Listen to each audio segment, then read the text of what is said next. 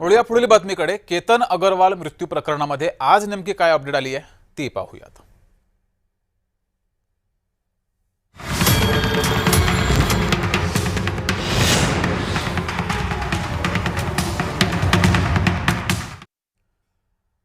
केतन अगरवाल मृत्यू प्रकरणातील आरोपी सिया गोयल आणि चेतन चौधरी यांनी रचलेला सर्व कट त्याच्या एका मित्राला सांगितल्याची माहिती समोर आली आहे। केतन अगरवालचा खुनाचा कट आणखी एका तरुणाला माहिती होता।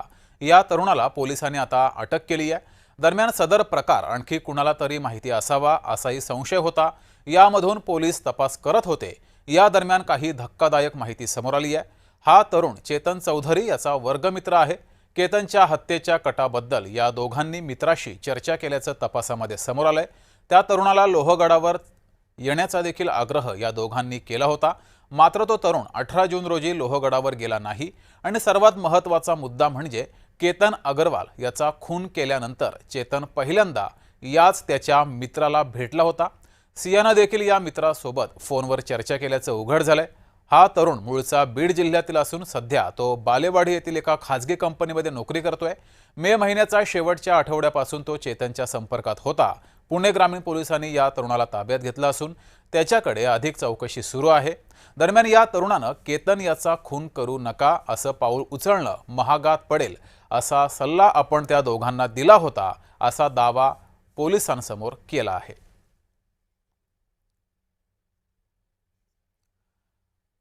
तर आरोपी सिया गोयल आणि चेतन चौधरीला मावळ कोर्टानं 14 दिवसांच्या न्यायालयीन कोठडीमध्ये पाठवलंय। त्यांची पोलीस कोठडी संपल्यानं पोलिसांनी त्यांना कोर्टामध्ये हजर केलं आणि पोलीस कोठडी वाढवून मागितली। कोर्टानं मात्र ही मागणी फेटाळत दोघांना न्यायालयीन कोठडीमध्ये पाठवलं। यामुळे दोन्ही आरोपी आता जामिनासाठी अर्ज करू शकतात।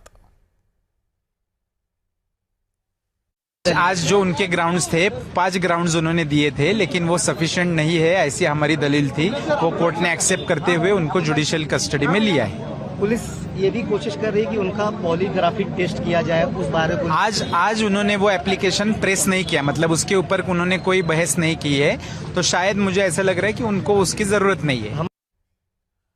तर केतन अगरवाल हत्या प्रकरणामध्ये सरकारी पक्ष कोर्टामध्ये शेवटचं सोबत पाहिलं हा सिद्धांत वापरेल अशी शक्यता आहे। याचं कारण म्हणजे सिया किंवा केतननं चेतनला दरीत ढकलल्याचा साक्षीदार किंवा सीसीटीव्ही दृश्य नाहीयेत। सर्व पुरावे हे परिस्थितीजन्य आहेत। त्यामुळे केतनला शेवटचं पाहिलं गेलं ते सियासोबत आणि सिया चेतन हत्येचा कट रचत होते।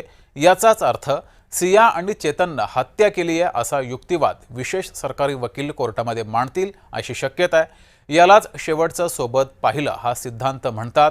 इंग्रजीमध्ये त्याला लास्ट सीन टुगेदर थिअरी असं नाव आहे। मात्र हा सिद्धांत वापरून सिया आणि चेतनला दोषी सिद्ध करणं वाटतं तितकं सोपं नाहीये। आम्ही असं का म्हणतोय तेही पाहूयात। शेवटचं सोबत पाहिलं हा सिद्धांत परिस्थितीजन्य पुरावा मानला जातो। केवळ या सिद्धांताच्या आधारे आरोपीला दोषी मात्र ठरवू शकत नाहीत।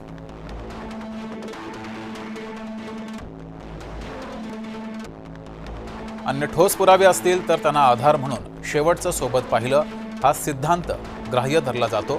मात्र केवळ या सिद्धांतानुसार आरोप सिद्ध होत नाही। सुप्रीम कोर्टाचे तसे स्पष्ट आदेशही आहेत।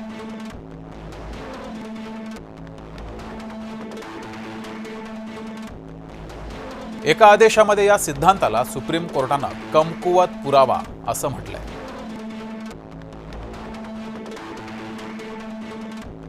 केतनला शेवटचं सियासोबत पाहिलं गेलं म्हणजे सिया दोषी ठरत नाही असा युक्तिवाद तिचे वकील करणार आहेत आणि तिचे वकील असा युक्तिवाद करू शकतात। केतन अपघातानं दरीत पडला नाही किंवा त्यानं आत्महत्या केली नाही कशावरून असाही युक्तिवाद आरोपीचे वकील करू शकतात। 14 जूनला सुद्धा जर सियानं केतनला ढकललं होतं तर त्यानं पोलिसात तक्रार का केली नाही असाही युक्तिवाद आरोपीच्या वकिलाकडून केला जाऊ शकतो। सियापासून जीवाला धोका आहे असं केतनला वाटत असेल किंवा केतनला वाटलं असेल तर तो तिच्यासोबत लोहगडावर पुन्हा का गेला असंही सियाचे वकील विचारू शकतात। या सर्व युक्तिवादांपुढे शेवटचं सोबत पाहिलं हा सिद्धांत टिकू शकेल का हा खरा प्रश्न।